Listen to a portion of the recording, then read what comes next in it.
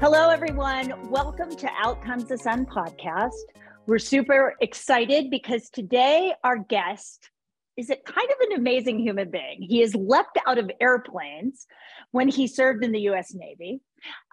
He has served thousands of barrel-aged craft cocktails. I'm not really sure what that means, in his nefarious company, and has been recognized as a leading authority on antique jewelry. And I want to talk to you about that later. Recently, he crossed the Andes in both Ecuador and Peru on a motorcycle. Professionally, he is a managing partner of a 280-person team software development consultancy that he built over the last 25 years with his partners. And he teaches his award-winning class, Leading a Culture of Innovation, to MBAs at the William E. Simon School of Business. He also recently lectured to business school students at Harvard University. Sean has won several awards for his thought leadership on trust and has been named a top advisor to CEOs for the last 3 years from Vistage, the largest consortium of C-level business leaders on planet Earth. So welcome, Sean, amazing person on the planet. We met because we had Melissa, my partner on Out Comes the Sun podcast. Sorry, I didn't introduce you, Melissa. It was such a load of stuff going on. We met because we had your daughter, Sophia Webb, on the podcast last week, and she is an amazing human being. And we are just super excited because you are doing some extraordinary things. When you speak to leadership, you're talking about happiness, which I think is totally linked to your mental wellness and balance. So perhaps you can talk about anything you want, because basically you're the smartest person in the room at this point. I don't know about that, but thanks for the kind words about my amazing daughter. I would agree with you on all of those phrases.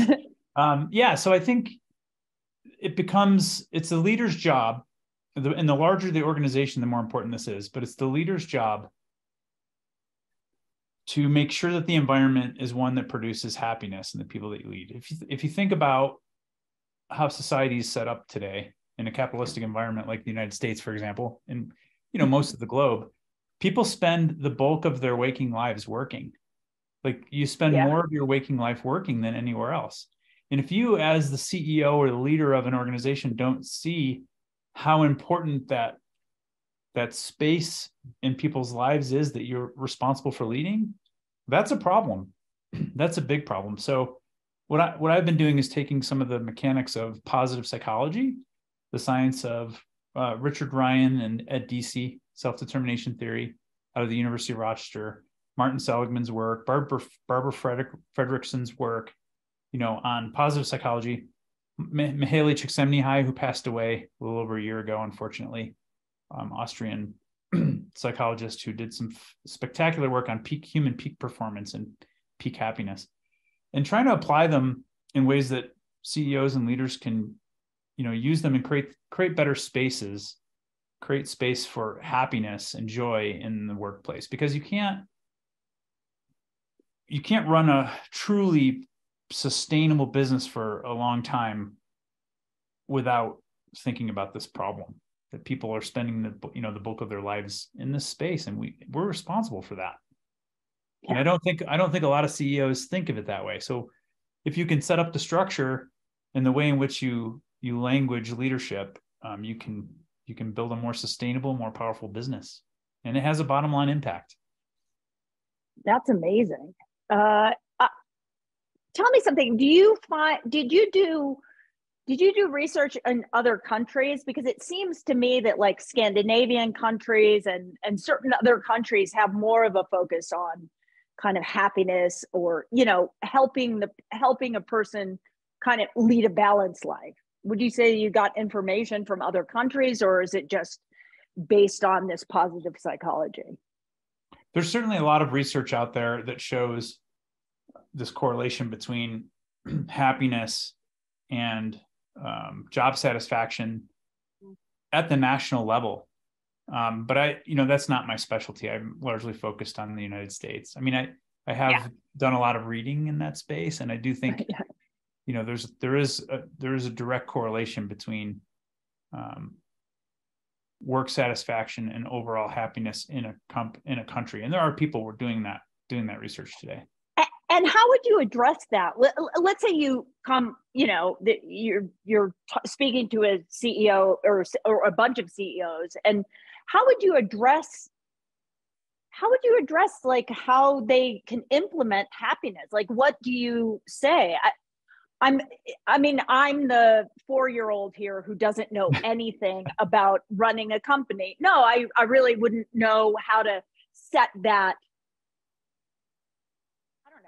environment for people. That's a fantastic question. And I believe it starts with the goals. You know, and most companies, they structure their goals with profit at the front and center of everything. And I think, you know, you can't run a business without profit. That's just the way the world works. But it's like your car. You have a car, Mariel, I assume? Yes, I do. You drive it to get places, right? And you bought the car so that you could have transportation, so you could get places. Yes. And you have to put fuel in it. What happens if you don't put fuel in it? It doesn't work. Right. You don't go anywhere. So, but you don't buy the car so that you could put fuel in it. Right. Business works the same way. Another analogy I like to use is about breathing. So, Melissa, do you like to breathe? I stop every once in a while just for kicks. Just, you know, do a little box breathing, a little yoga meditation, maybe you hold your breath for a while, but you like to breathe.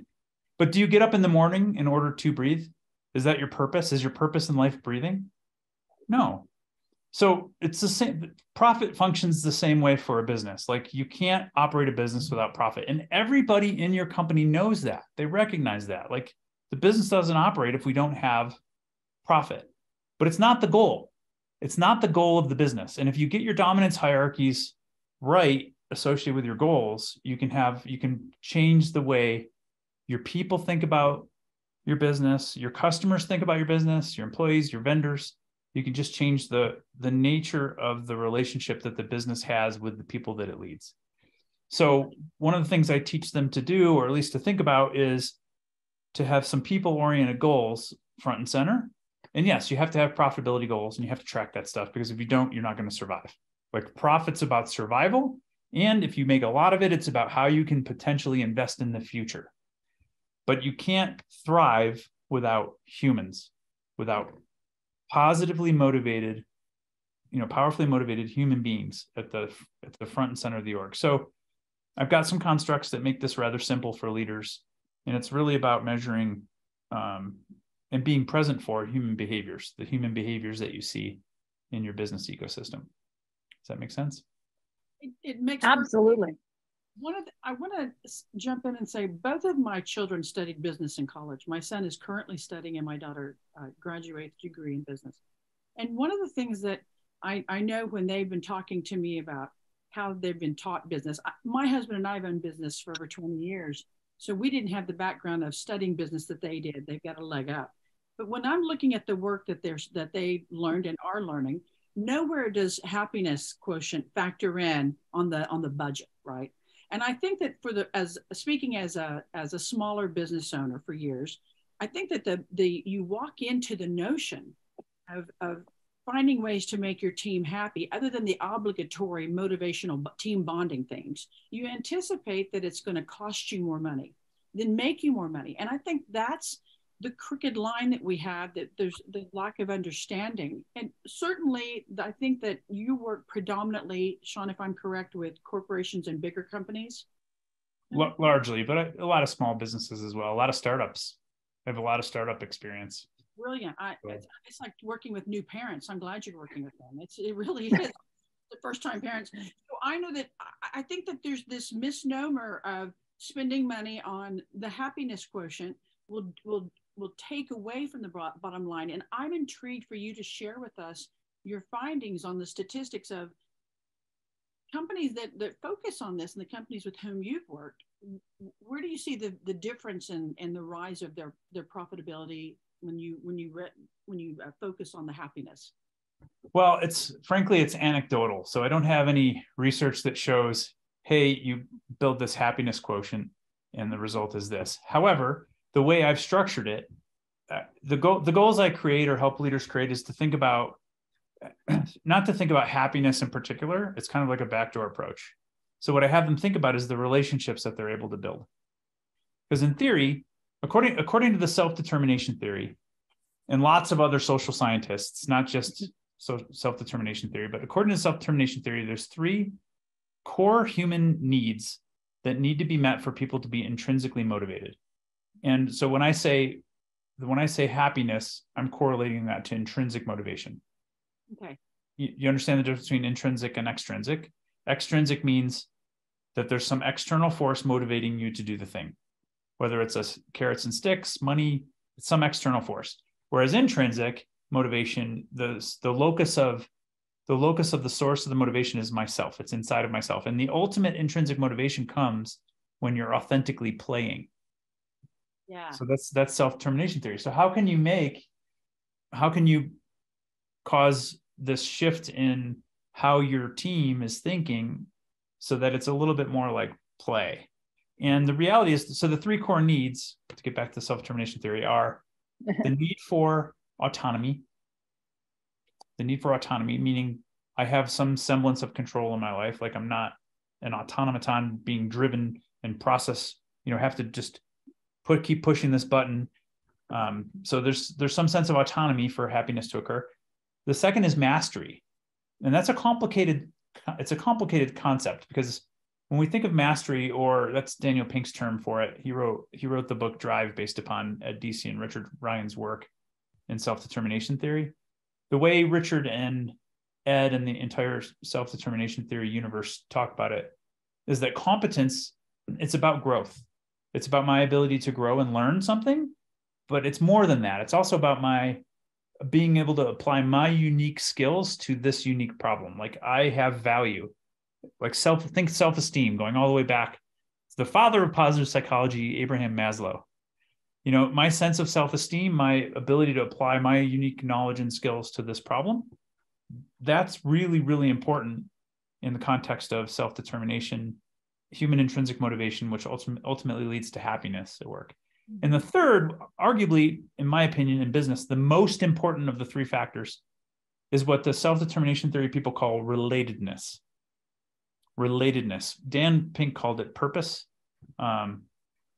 If you read Viktor Frankl's work or Ed Becker's work, the Immortality Project, any of the famous psychologists of the day, like we need to have meaning comes from our ability to solve problems for other people. That's the way it works. And when you show up to work, yeah, you want to get a paycheck, but isn't it way more powerful if not only are you getting a paycheck, but you're actually adding value to other people's lives? Absolutely. Like that's going to make our work more meaningful. So I start there. I start with that concept of relatedness and the concept of relationship building. And that's what all businesses do. You think of any of your favorite businesses that you interact with on any regular basis, right?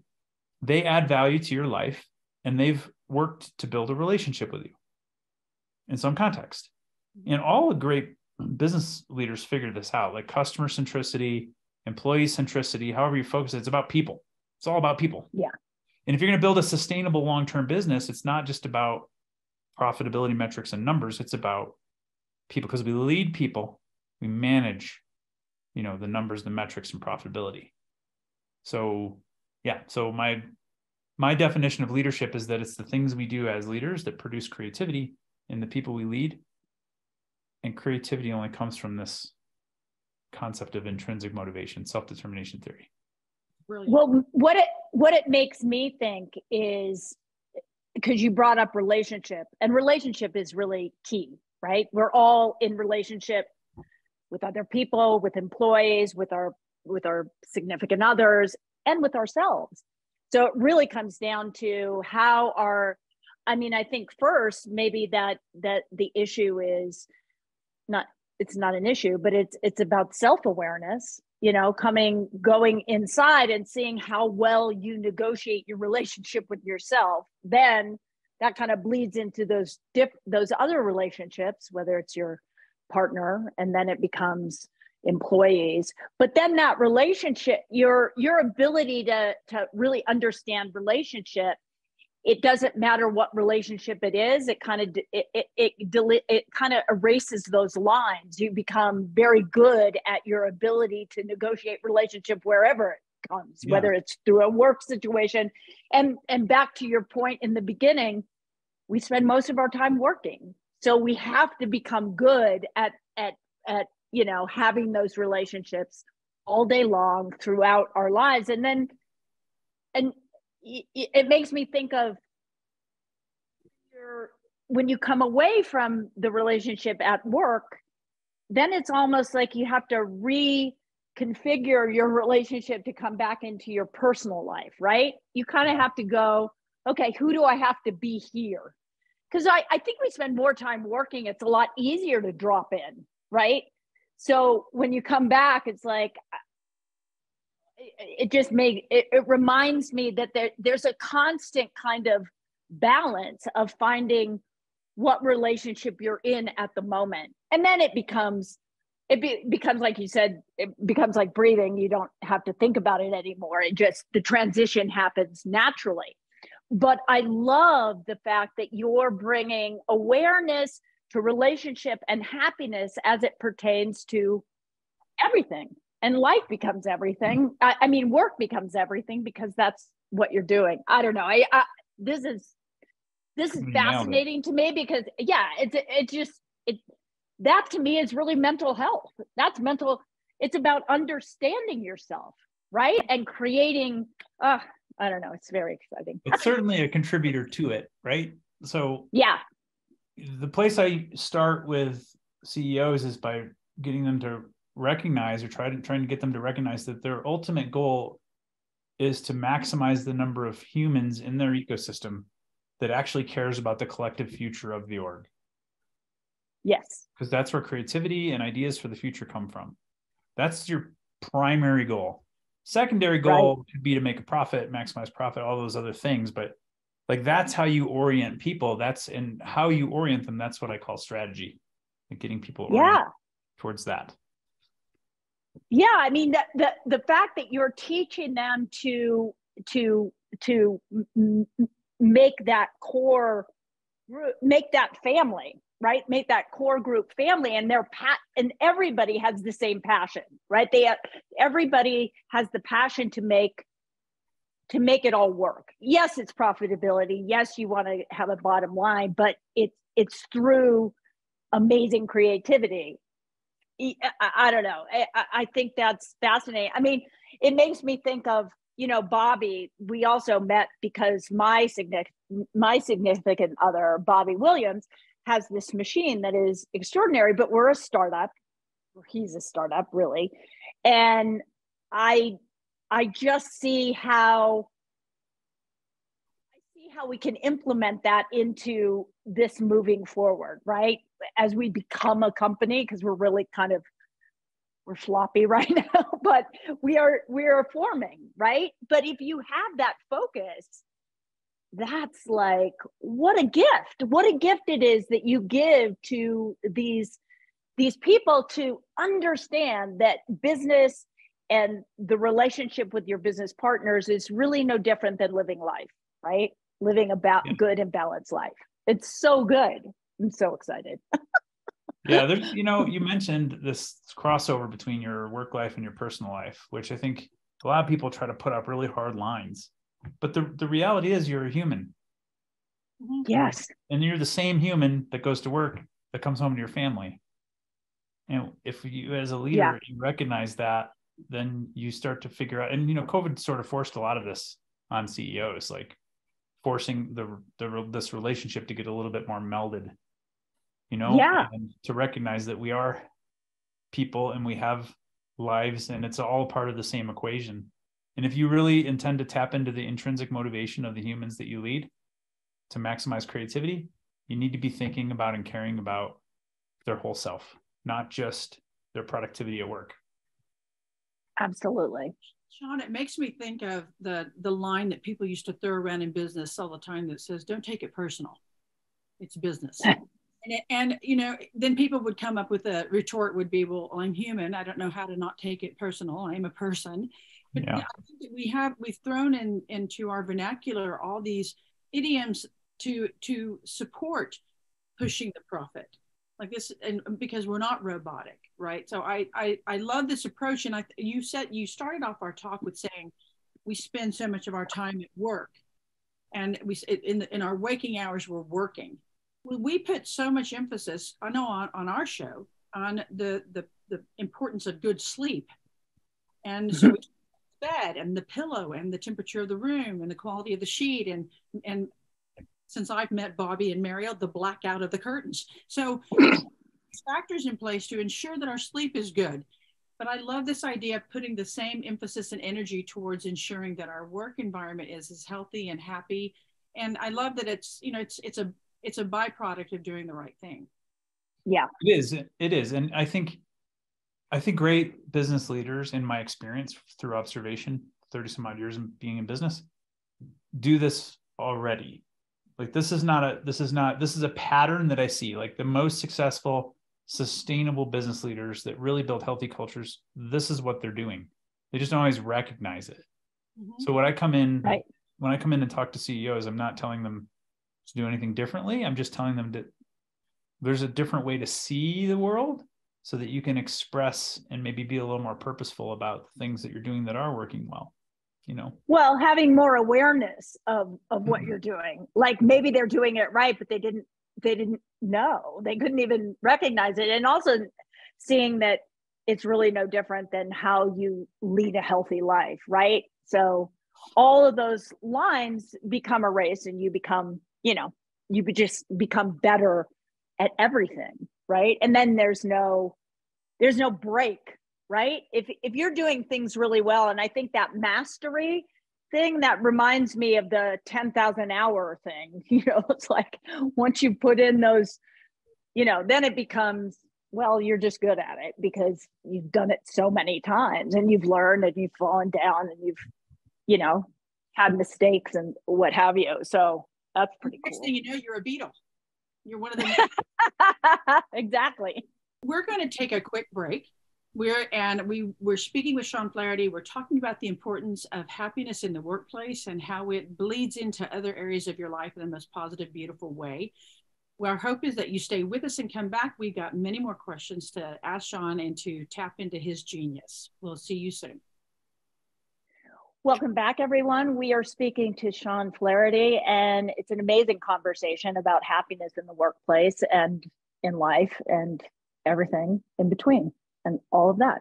So thank you for being with us, Sean, because truly what you're speaking about is it's profound on so many levels. Like I know that you speak to high level CEOs, but for those of us that out there just with, we go to the workplace, this is for everyone. Everybody should know how to negotiate every aspect of their lives. And so thank you for sharing your expertise with us who really, everybody can benefit from a life well lived, right? And a life of awareness of how you're doing everything. One of the things that Melissa and I like to talk about on the show is lifestyle, right? And she brought up sleep before, right? But I talk about the 7 doctors. You either appreciate this or laugh at me. The 7 doctors are Dr. Sun, Dr. Air, Dr. Water, Dr. Exercise, Dr. Nutrition, Dr. Earth, and Dr. Rest. They're available 24 hours a day, 7 days a week, and they're free.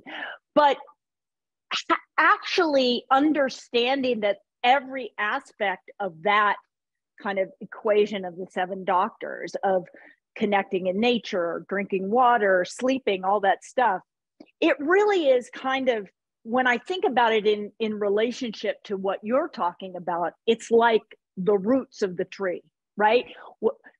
So you've got the roots of the tree, but then the tree comes out and that's kind of your workplace. You spend a lot of time working. So how do you feed all those branches of that tree? Wow, that was so esoteric. I don't know. No, it's good. But you know what I'm saying. I do. Yeah, I think you mentioned it in a different way, but I'll restate kind of what I heard you say. Like, we're all leaders. We all lead. And, you know, plenty of research has been done that shows we don't do well when we're isolated. Like, humans don't do well. Isolation is damaging to all parts of our psyche. We need others. And, you know, like I said before, my definition of leadership is tapping into the creativity of the people that you lead. And, you know, you're a leader in your church group, on your sports team, in your friend group, in your family. You lead. Yeah. And really, one of your top goals in life should be to maximize the creativity of the people that you surround yourself with. Yeah.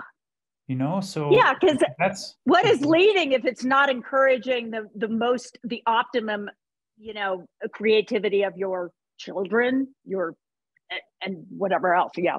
Sorry, didn't mean to interrupt, but I was no, absolutely. Like, close your eyes, imagine a world where all the people in your life that you're in some way accountable or responsible for or to are more creative in their lives as a result of your presence. Like, that should be a life goal for all of us. 100%. CEOs need 100%. Yeah. And in all aspects of your life. And the same thing on the flip side of that, I try to tell my kids this, like, be very careful with the top 5 people you spend most of your time with, and pay attention to whether or not they're making you more creative or if they're pulling you down, because that's how you live a great life.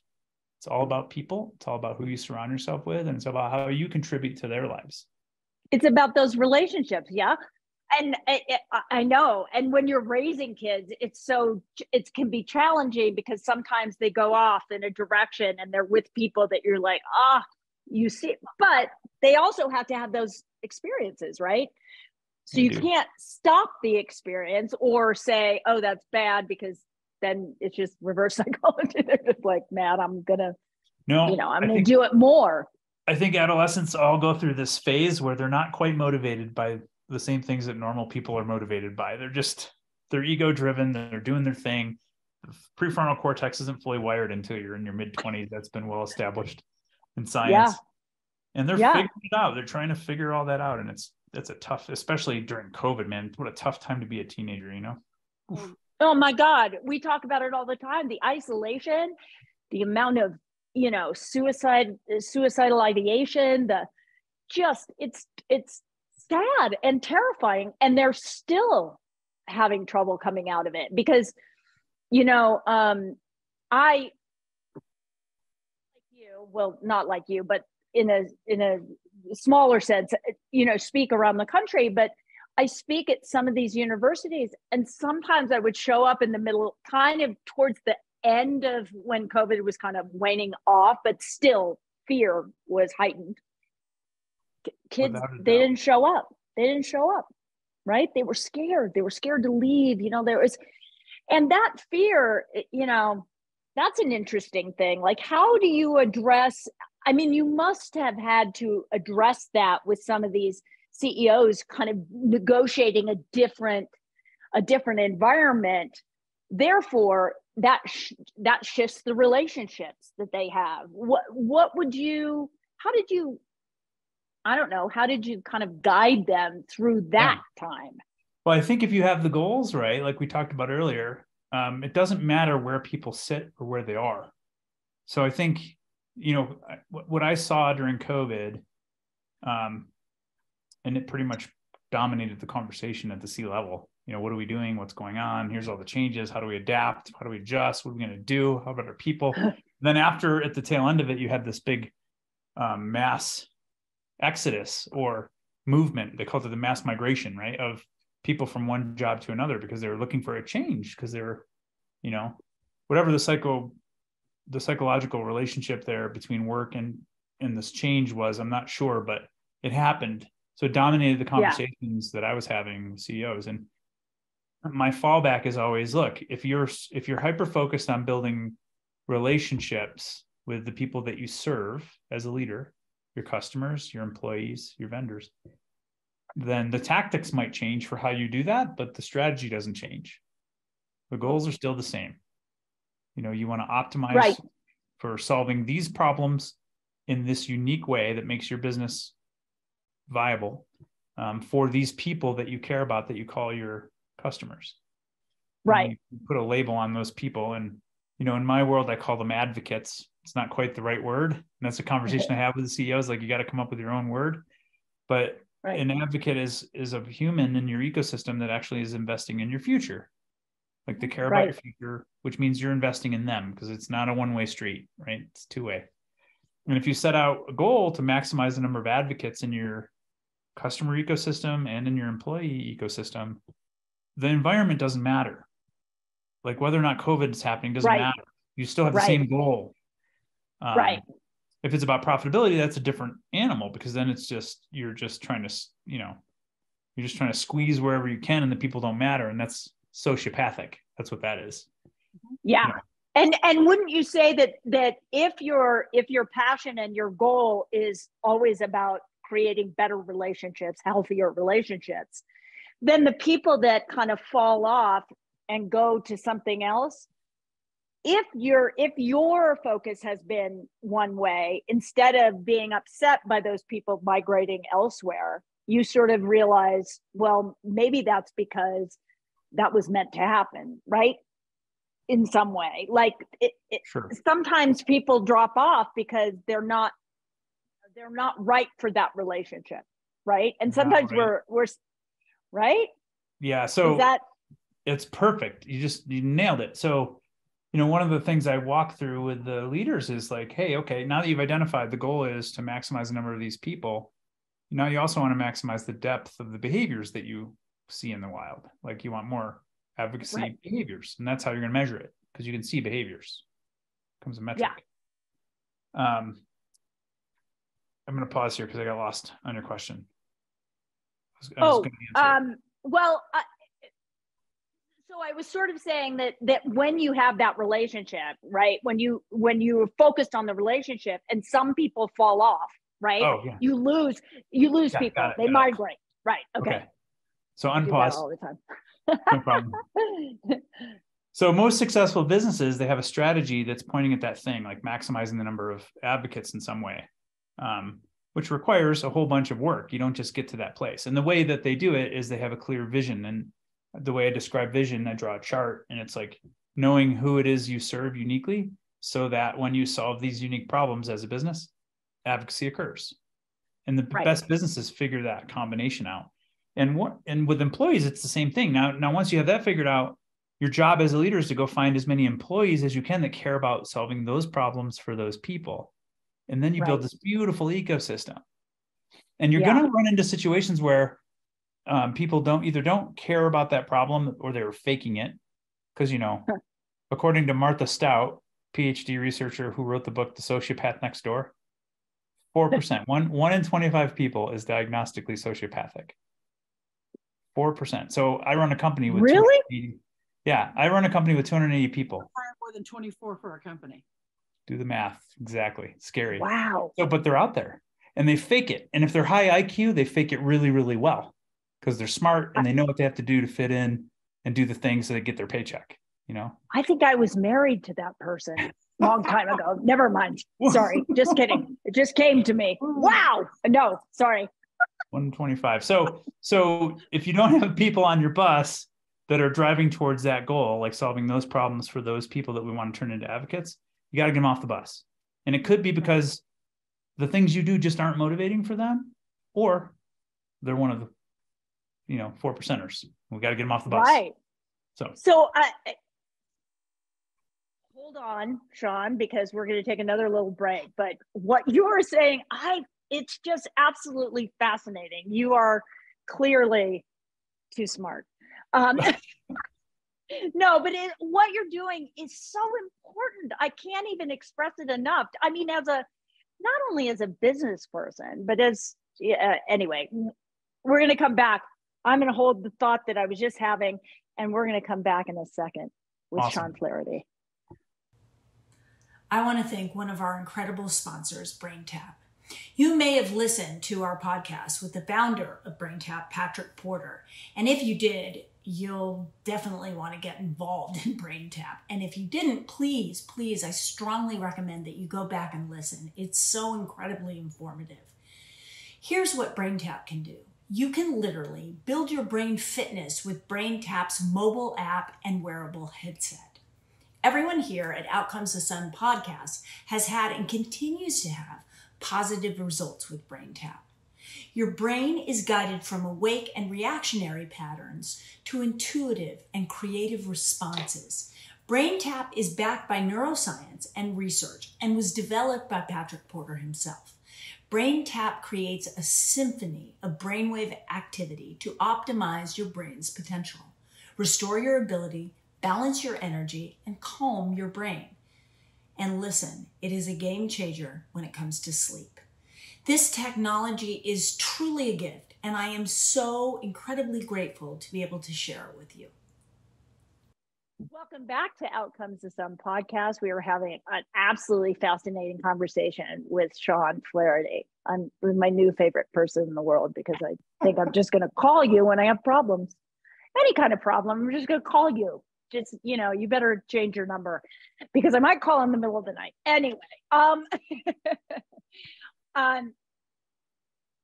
this is fascinating because we all have relationships with, again, I say with our children, as parents, we have them with our children as business leaders. And I love that you started off really saying that we're all leaders, right? We're all leading something. If we're a parent, we're leading, we're guiding, we're doing whatever. And in our business, the person who is an employee is also a leader, right? So if you can give them the autonomy and the feeling that they are leaders as well, and that their future is about like, I want you to be the best you can be. That's to me, what you're saying is leaders that invite you to be your best as their employees. That's extraordinary leadership because it's not ego-based. It's not based on their own ability, like I'm going to keep my thing and I'm going to put a box around it and you can't come in. It's about saying, hey, you may overtake me in this, and I welcome that because I welcome your creativity, your brain, I'm fascinated by this. It's so great. And getting back to mental health, what's better than feeling as though you're valued, right? Mental imbalance comes from feeling isolated, not valued, and not heard. So the workplace is about feeling this sense of I matter, right? Incredible. Thank you. Yeah, so when I speak publicly, I tell this story. I served in the Navy many, many years ago. We won't talk about how many years ago that was, but I served in the Navy as an enlisted man out of high school because I needed the GI Bill to go get college. I wanted to go to college, and it wasn't really a possibility for me. So I joined the Navy, got the GI Bill, and I served in two different squadrons, F-14 Tomcat squadrons, if you've seen the movie Top Gun. I was one of those guys in a colored shirt running around on the flight deck of an aircraft carrier. Oh, and wow. I served, this is my first real lesson in leadership in life, was watching these two different commanding officers of these two different squadrons and how they led, how they spoke, and how they behaved. And I studied them very carefully, and I learned a lot. And, one of them was very charismatic, optimistic, positive, took almost like a positive psychology approach to how he led the squadron. He got up on the pulpit and he gave us this amazing speech about this battle efficiency ribbon that we could win and what it would mean for each other and our careers and how important the work that we were doing is for the Navy, for the country, for the military. He was just that speaker. It was great. And I was like, sign me up, boss, I'm in. Put me in, coach. And then second squadron, second half of my tour in the Navy, this commanding officer got up on the stage and the speech was like pathetic. And it was about how proper planning precludes piss poor performance. That was the whole speech. That's all I remember from the speech. Proper planning precludes piss poor performance. And the first commanding officer, he used to come down to the line shack. You got to remember, I was the lowest man on the totem pole, enlisted, carrying chains across the flight deck.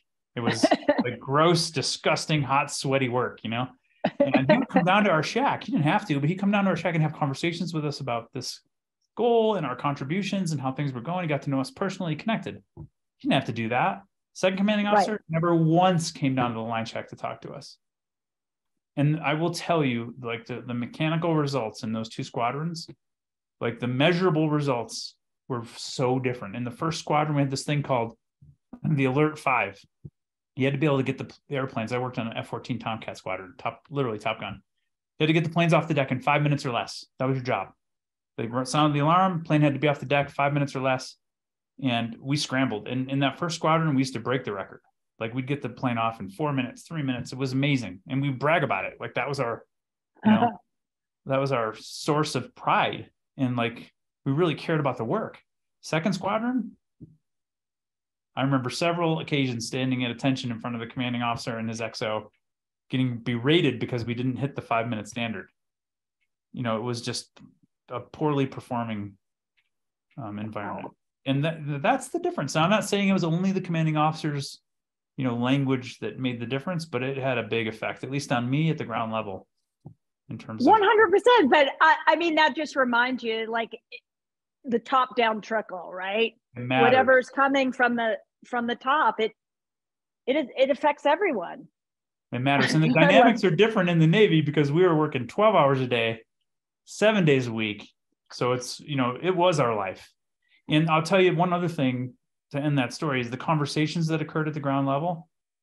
In that first squadron, optimistic, charismatic leader who really set a goal for us and kept us going that was human oriented. We were talking about we played together, we had fun together, but we also talked about how to improve the squadron, how to meet the goals for that battle. In the second squadron, all we talked about was, I can't wait to get off this ship. I can't wait to finish this shift. Here's what I'm going to do when I get out of the Navy.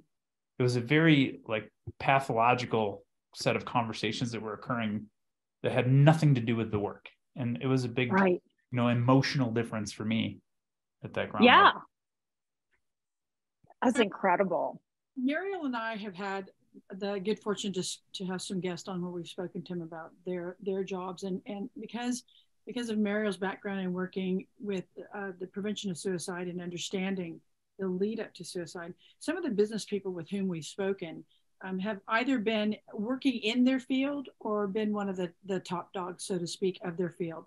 And we recently spoke to a team of women who were female veterinarians, and they were talking about the high incidence of suicide in their field and how it surpassed that of dentistry, And one of the things that we learned is that it's twice that of the dental profession and at 4 times the rate of the general population.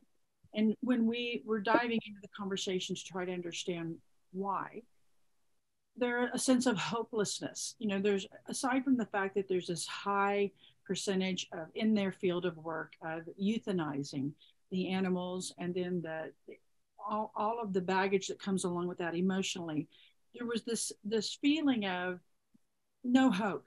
So whether it's the lead doctor or the owner of the clinic or a team of vets, it really, there was no differentiation between status or role or position in the company. It was just this feeling of hopelessness. And I'm wondering, in your work and in your exposure to other businesses, if you've come across the same sense of hopelessness or gloom, and how would a company, or even if this is in a family, how would someone approach that, in your opinion? Well, from a CEO's perspective, like I said before, and I explained the difference in the 2 Navy squadrons, right? So if you don't have an optimistic view of the future, if you can't produce and scale hope, you're doomed. You're doomed. You're gonna have miserable people and you're gonna have a miserable business. Like a big part of being a great leader is having a reasonable sense of optimism. Yes. Optimism and being able to express it and communicate it in a way that scales. Like language is really, really important. It's probably one of the most important tools we have as leaders. Yeah. Well, that makes so much sense. Sean, we're going to take another little break here. Again, amazing. We are talking to Sean Flaherty. We're talking about happiness in the workplace and so much more. Welcome back to Outcomes the Sun podcast. We are speaking to Sean Flaherty. If you just joined us, and if you just joined us, you got to go back, you got to rewind or whatever you got to do with your technology, because what we've been talking about is incredible and kind of, it's so life affirming to me, because I don't think of myself as like a business person at all, but you know, what you're saying, what you're talking about in relationship, in happiness in the workplace and leadership really just applies to living a life where you're doing things in balance, in communication with the ones that you love and the ones that you work with. And frankly, that's life, right? That's having relationships with the human beings that you care about and have a passion to create incredible creativity, and you want everyone to win. And that's what I've come away from, is that your work is really about empowering human beings to be their best, right? To be leaders, whether they're employees, whether they're parents, whether they're kids, whatever it is, just human beings being the best they can be and knowing that they matter. So this conversation has been incredible and enlightening for anybody who wants to know more about their brain, really. You know, like, I don't know, I'm excited. Is there anything that you'd like to, you know, share with us? That, I don't know, another story about the Navy? Anything? Well, I just, kind of wrap up the conversation by saying that there literally is a renaissance going on right now in the social sciences around human flourishing and thriving, and what causes it and where it comes from. And again, I think it's all of our jobs to at least have some understanding of what it is that causes us to be intrinsically motivated and to be happy. And it's available to us. The science is there. People have been doing real life experiments on this stuff and figuring out, like, what are the mechanics behind human intrinsic motivation and happiness. And if we can take that science and distill it down in a way that's useful to what I do as business leaders, CEOs, or all leaders, to your point, like, we're all leaders, it can cause a profound change in the way that you organize and run your organization. And this applies to nonprofits, to, for-profits, to governmental entities, to government agencies, NGOs, all of them. Like, it's about human creativity, and you want to maximize human creativity to really maximize long-term sustainability and success. So when you guys ask the question about, is it worth it to invest in happiness? I take a backdoor approach. We're not really investing in happiness per se. We're investing in creating the space within which people can be creative, which will generally naturally lead to their happiness. Does that make sense? 100%. It absolutely makes sense. And the good news is, I don't know if you've seen behind me, it's been snowing. The sun just came out. Out comes the sun. Sean, amazing conversation. Thank you so much for joining us. And I hope you'll come back, and you and your daughter, maybe we'll have a kind of a group podcast with the two of you, because you can talk about positive psychology and this idea of relationship. But you are an extraordinary human being, and we feel very, very grateful to have had you on. So thank you so much. Thank you, Melissa, who is my amazing co-host, whatever, and we're hanging in there. So thank you all so much. Join us next week. But please, if you just joined and you missed some of this, go back and listen to this conversation. Extraordinary. Sean Flaherty, you can get him on LinkedIn, Sean Flaherty, Flaherty, and his company is itx.com, which is a software company, which is doing extraordinary things, but that's a whole other conversation. Thank you all so much. Join us next week. Thank you so much for joining us today on Out Comes the Sun. You can listen to our podcast on Spotify, on Apple, and on YouTube. And you can donate to the Mariel Hemingway Foundation at the marielhemingwayfoundation.org. And I want to spell Hemingway for you, HEMINGWAY.org. I only say that because a lot of people put 2 M's, and that just won't work.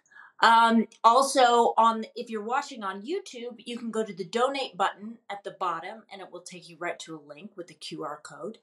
And if you go to marielhemingway.org, you can also press the donate button and be able to donate to the foundation, which is designed to help guide people towards finding the right solutions for their mental health issues.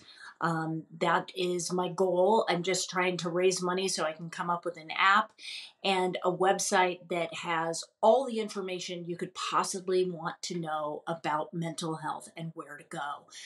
But we are in the process of making that happen, and your donation means so much to us. So thank you so much, and we'll see you next week.